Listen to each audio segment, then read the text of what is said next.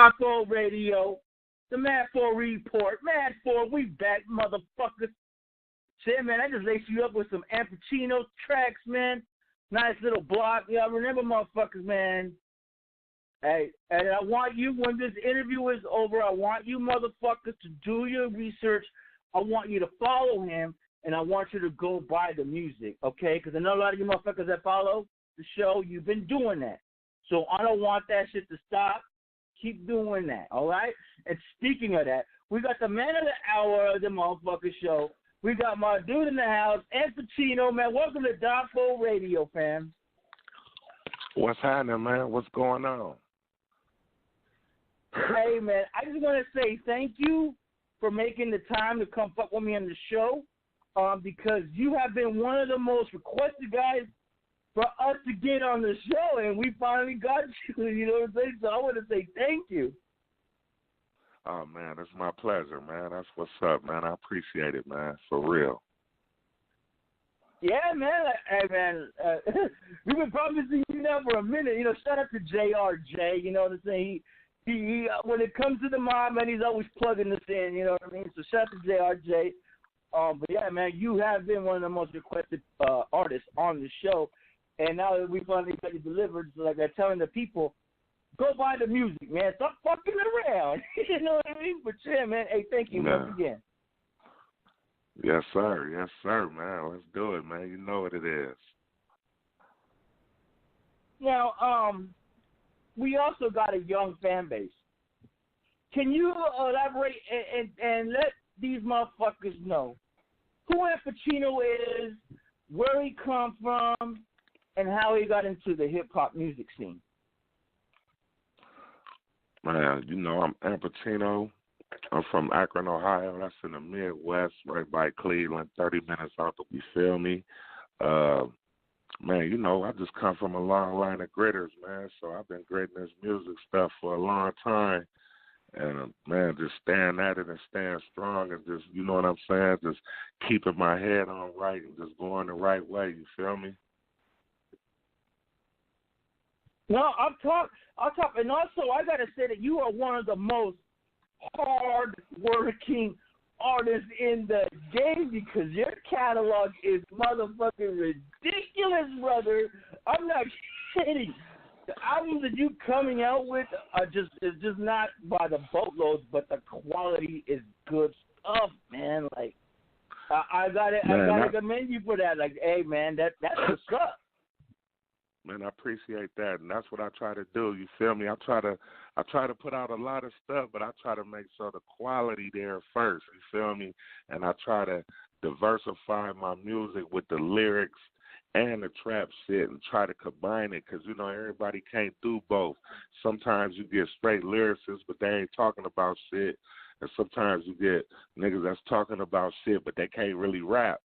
So I try to do both of them and juggle them, and you feel me? No, that's facts. That's facts.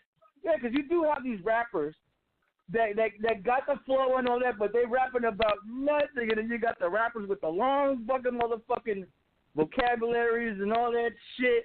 Motherfuckers ain't trying to hear that shit. It's true, though, what you say, though. Motherfuckers, this game is for a select few, man. This ain't for everybody. Right.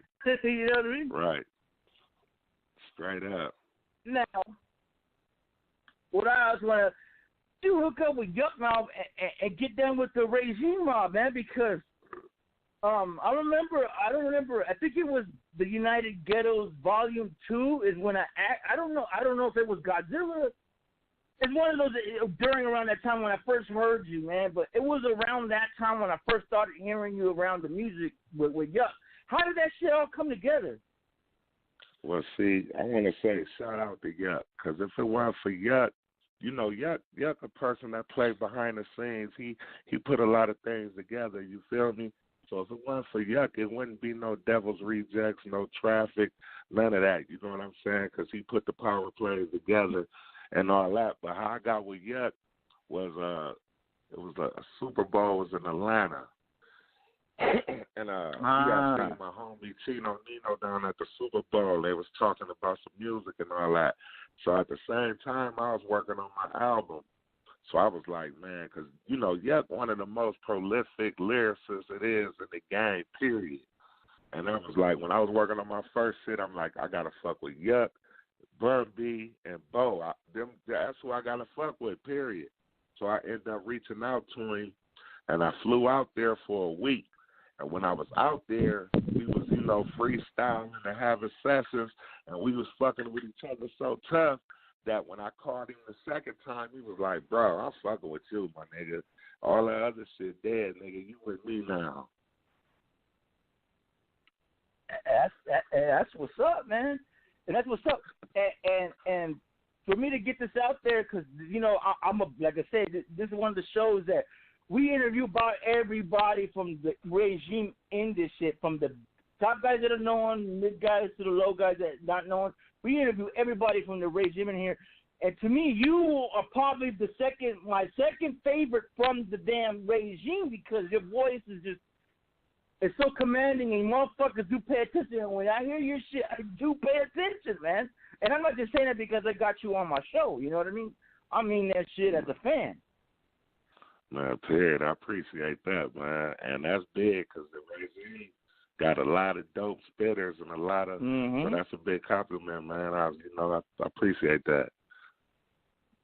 You and Lee Majors right there, like, well, motherfuckers, who's your favorite besides Yuck? Of course, Yuck, but you know what I'm saying? Ampichino and Lee Majors, those are my guys. Like, those are, not to take away nothing from anybody, I still fuck with everybody else. I'm just saying, man, bro. Because everybody just like these motherfuckers asked me about Wu-Tang Clan, who my favorite Wu members, I was going to tell them is Ghostface Killer. So it's the same type of shit, you know what I mean? People have these arguments and discussions when it comes to hip-hop. Ampichino and Lee Majors when it comes to the regime. Motherfuckers, now you know. Quit asking me. Man, that's big. That's big. Yes, sir. Yes, sir. Now, also what I want to say, what projects, I know you just came out with The Betrayal with K Jizzle, dope album. I mean, like I say, all y'all listeners, man, go cop that. Quit fucking around. Go get that shit, because that shit is heavy.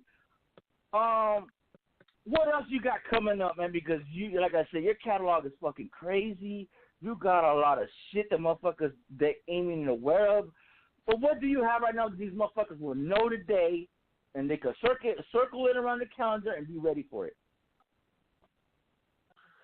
Well, I got, right now, me and Yuck working on one.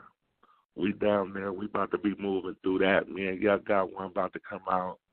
Me and my homeboy Interstate Fats got one about to come out. I got a solo about to come out.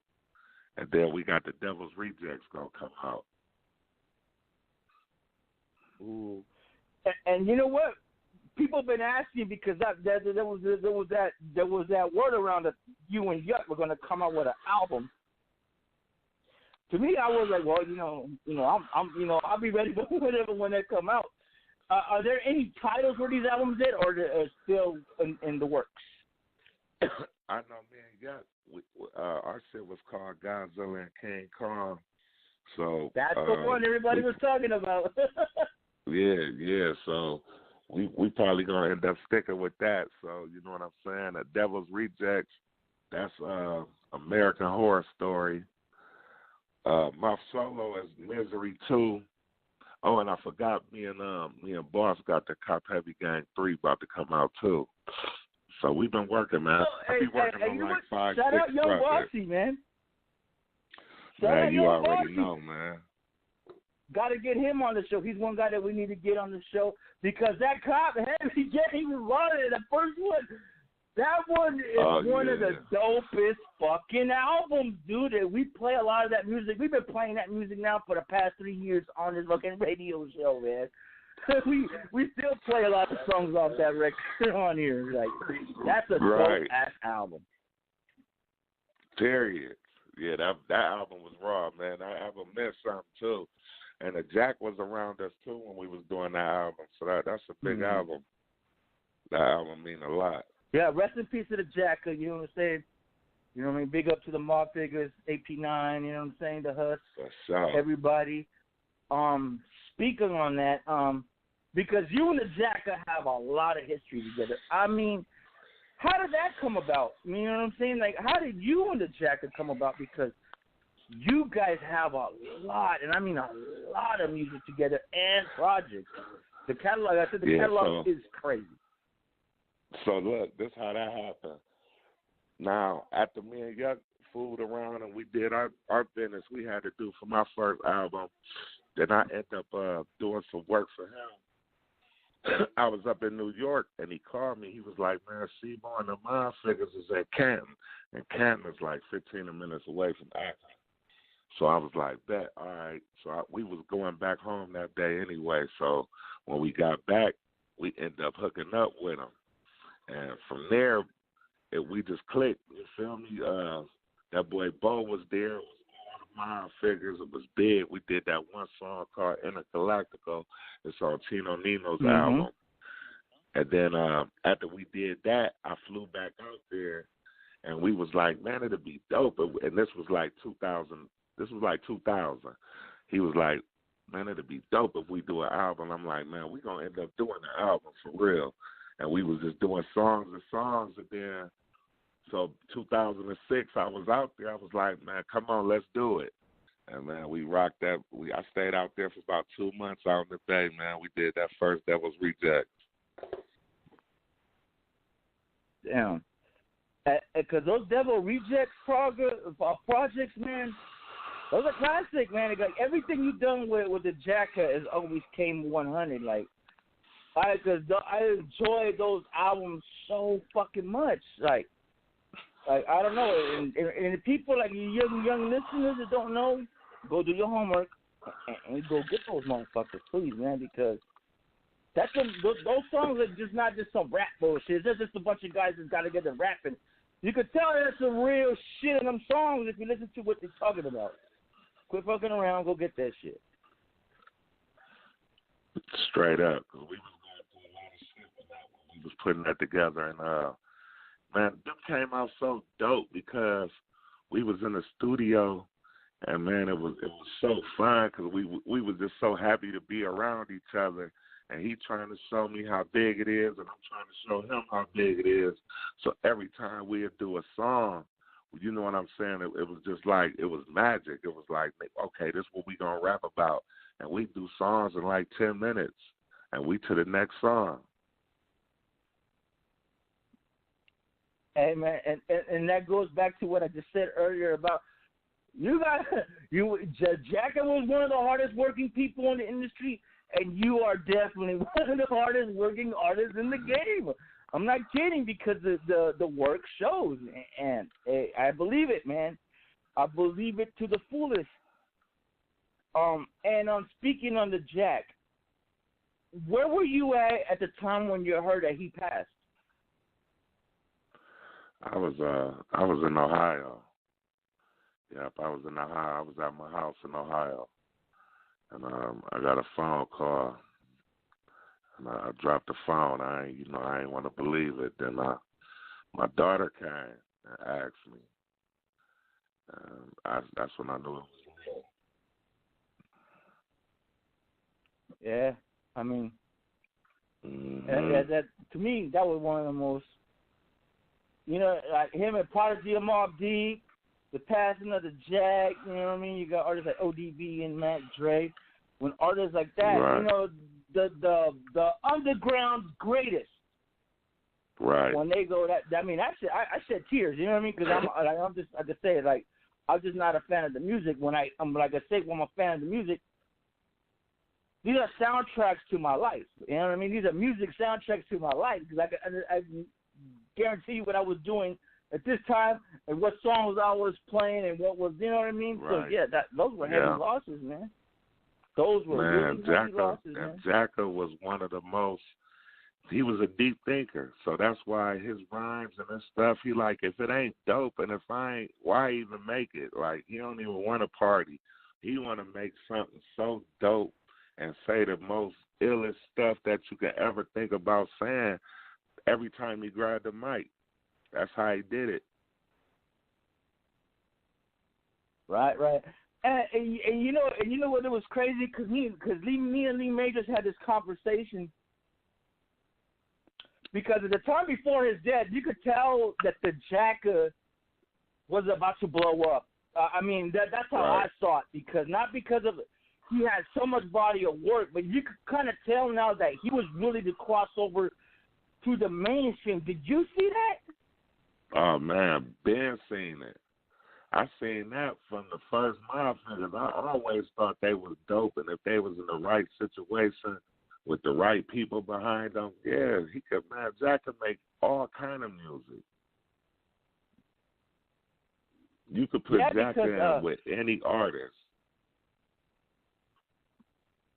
Yeah, I mean, when they say that he was ready to cross over into the, because you got to understand, he did the album with Freeway, which is also, he had big major commercial success, and you could tell Jacka was getting love out in the UK, doing shows overseas, and you could tell that he was ready to blow the fuck up. So I kind of find it's fucked up that shit like this happens to dope artists like that, man. It's fucked up. It's crazy, man. And the game ain't even really been the same since Jacka passed. Yeah. That was a big blow to the community. That was a big blow to hip hop. And you could see how big he was from all the people that reached out. I mean, when Russell Simmons say he dope and it's crazy, then you know how dope he was. Yeah.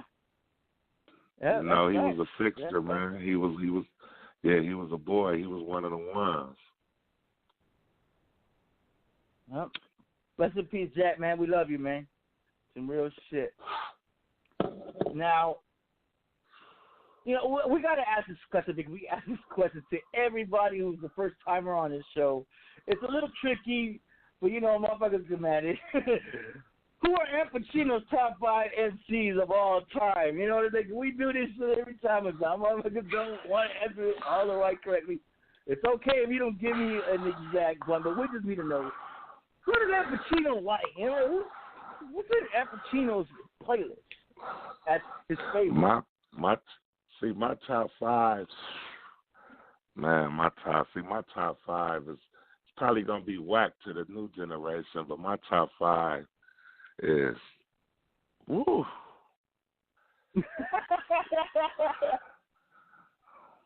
This mine, what I'm saying? Because this the stuff that I got to go with Cube.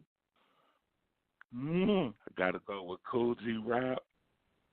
Those guys are my top 5 as well. I got to go with Scarface. You just named my top 3 right there. That's crazy. That's 3. There, I got to go with Nas. Then I got to go with Yuck. That's my top 5. Yuck is in my top 10. I love Nas, but he's like in my top, maybe he's 11 or something like that. But you name my first top 3, which is Scarface, Cube, and Cool G Rap.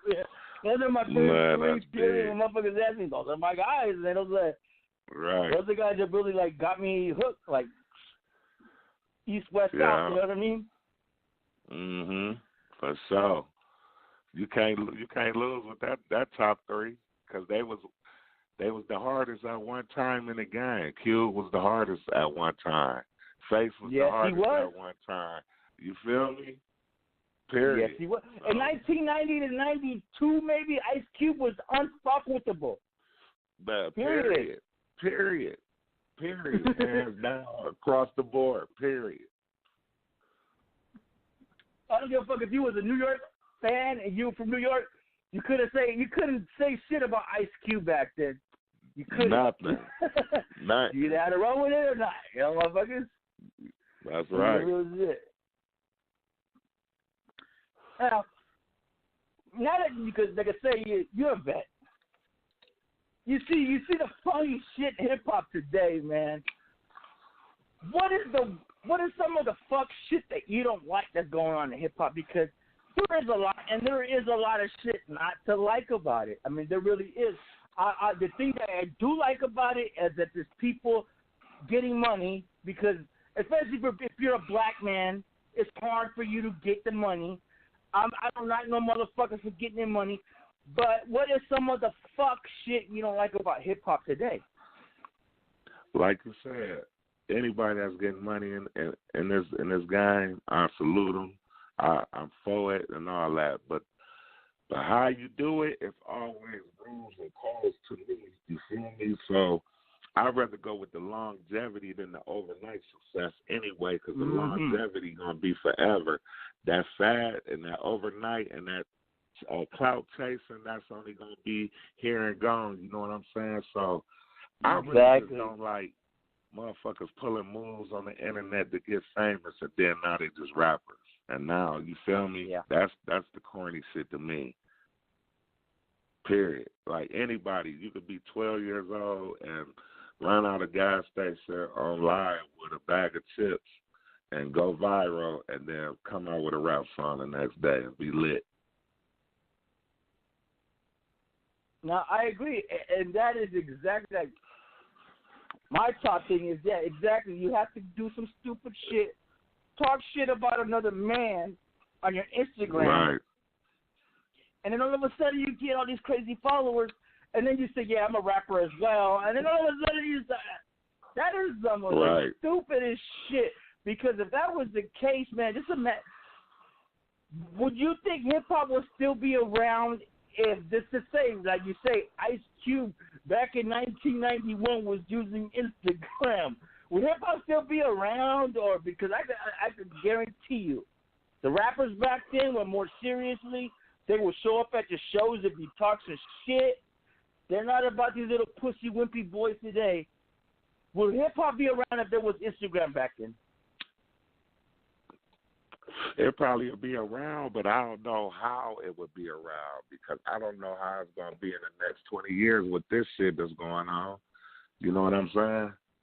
Because the music is the music, and you can't get around that. That's culture. That's worldwide. But when you go overseas, they respect it more. You know what I'm saying? It's more realer. It's still alive over there. Over here, it's microwave. It's tonight he hot, tomorrow he hot, and it's just, whoever hot on the internet, really, basically. Yeah, but that's exactly what I always told people, especially younger people, go, hip-hop fans, especially today, they're full of shit. Dude, they got their head stuck up in the ass because a lot of fans overseas, you talk about Russia, you talk about Germany, you talk about France, you talk about Australia, you talk about all these places, man. They love the older shit coming from the older artists. They're not checking for little pump. They're not checking for that garbage. Right. They're looking for that real shit that United States fans used to fucking look for. It's crazy. It's a crazy game. That's right. Yeah, that's right. It's a switched over, man. But it's still, you know what I'm saying? Like, it's still a fan base over here as far as like the real, true people that really do their shit and take their time to put out quality music. You know what I'm saying? That's why I say that longevity is always going to play out, because, 40 for the next 20 years could still go do shows and put out music, and people going to fuck with it because of the blueprints he laid before, and they know what he about, and they going to rock with it. You know what I'm saying? No, yeah. I could use this example. MC8, he just did an album with DJ Premier last year, and that's one of the most acclaimed albums of that year. And you know why? Because he still has that following. He still has the longevity. Right. He has that catalog. And a lot of these motherfuckers, like I say, Little Pump and all that, I just don't see him being around in the next 5 years. I don't see him being around. This guy don't know what working in the studio, what it works to make a song work, what it makes to make a project work, and get out there. They don't know how to do that. I really don't know. Because one thing, there is a thing called, when it comes to major record labels, it's called development.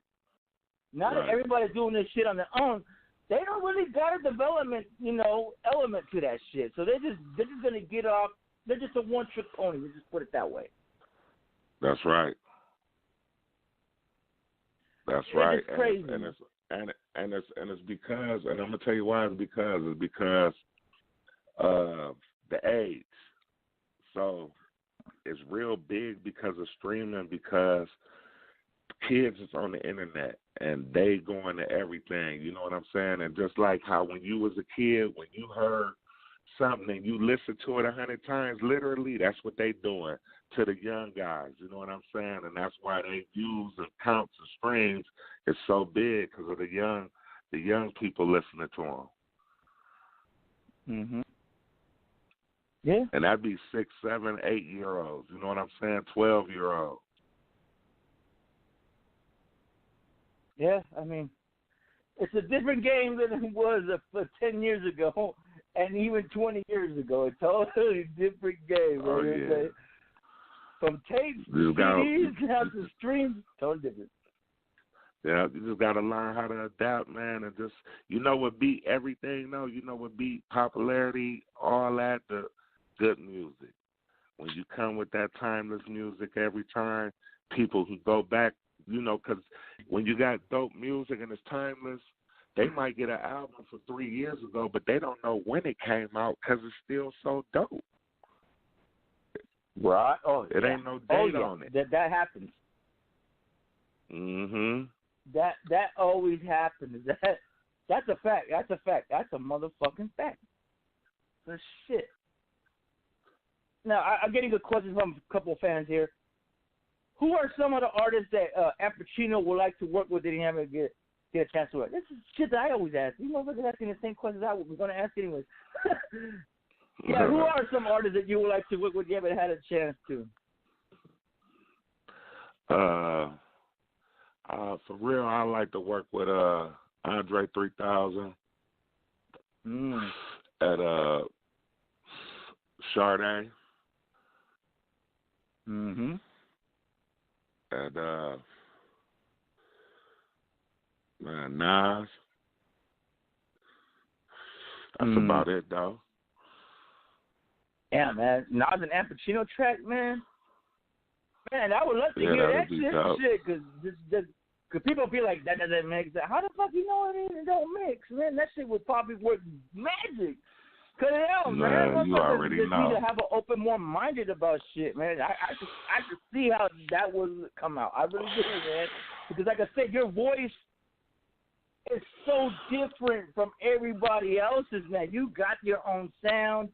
You got your own, like I said, your album's got their own sound. It's totally yours. I love that shit because you're original, man. And I want to say, keep doing what you're doing, man. Keep doing what you're doing, and don't ever fold and change, man, because this shit's too dope, bro. Your shit's too dope. Appreciate it, man. Straight up. Yeah, man. Now, is there anything you want to add now before we end this interview? Because I know you're a busy person, and I don't want to, keep you waiting out here. Is there anything you want to add or let these fans know and shit? That way, they, like I say, all you motherfuckers listening, please go follow him and on the social sites, and please go buy the albums, man. Please, man, because you guys, if you guys don't, you guys are missing out on some real dope hip hop, man. Real shit. Yeah, like you said, man, just go check it out, man, and just look me up, man. All social media sites, just go to Ampichino, it'll pop up, and check the music out, man. And we got a lot more dope shit coming this year. Yeah, man. Can you let the people know where they can find you on social media and shit? What your handle is? Because you got a lot of people that are lazy, man. They got a lot of lazy listeners. Right. They don't even like to type in shit. My Instagram, Ampichino. Twitter, Ampichino. Facebook, Ampichino. It's Ampichino everything. AMPICH, how you know.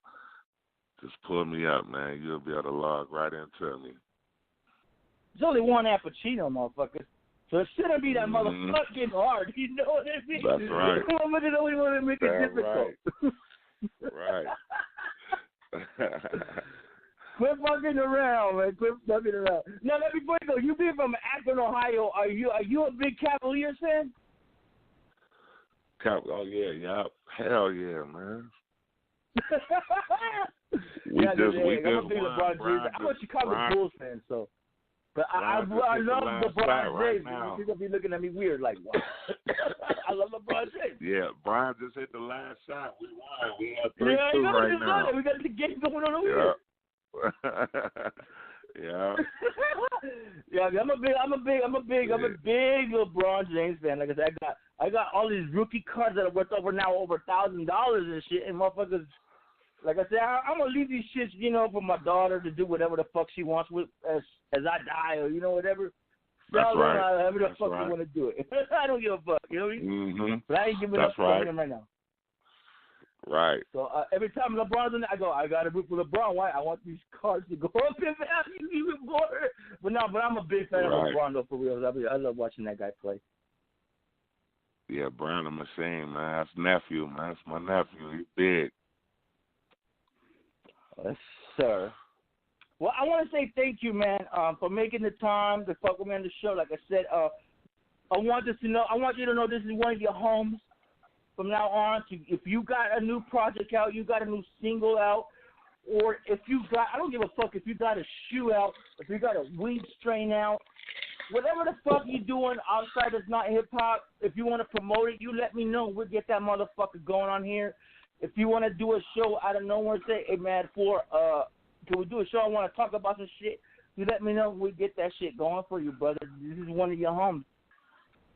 Okay, for sure, man. I appreciate that, and I'm gonna be tapping in with you, and I'm about to line you up with Boss. So after the show over, every day, call me, and yes. we're gonna tap it. Gotta get him on. We gotta get him on. Okay, it's all good, bro. All right, tap in with me. I appreciate that shit 100. And now, before you go, can I get a Die4 radio drop from you, man? Because like every artist we have on this show, we got to get them drops on, man, because I like to motherfucker know we had him on the show. You know what I mean? We got these motherfuckers. We had Ampichino on you, motherfucking punk bitch. What? Man, straight up. Man, you already know, man. It's Ampichino, man.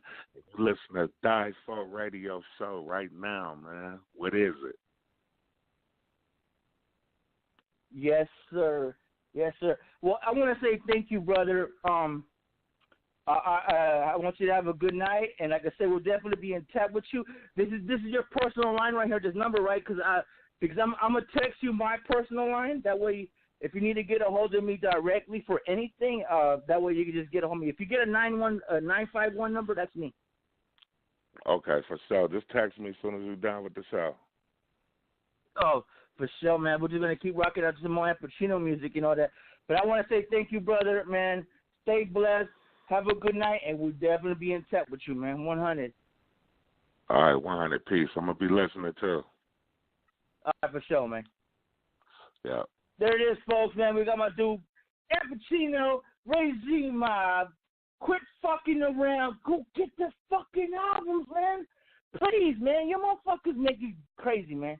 Because if I had an address book, and if I had my two good legs, I'd go knock on your door, kick you in the fucking nuts, grab you by the fucking hair, slap your mama around. You better take your fucking son and go buy that Ampichino album. Betrayal. Motherfucker, Heavy Ready Gang. All that shit. Quit fucking around, man. But yeah, let's get into this motherfucker, man. Gassing niggas. It's Die4 Radio. We got so much Ampichino music we'll continue to play. We also got a premiere from my dude Kato from Smoke a Lot Radio. E-White Blow. We got a lot of Daz. People have been asking me how come I play nothing from the new Daz. I'm going to play a lot of the Daz from Taz album.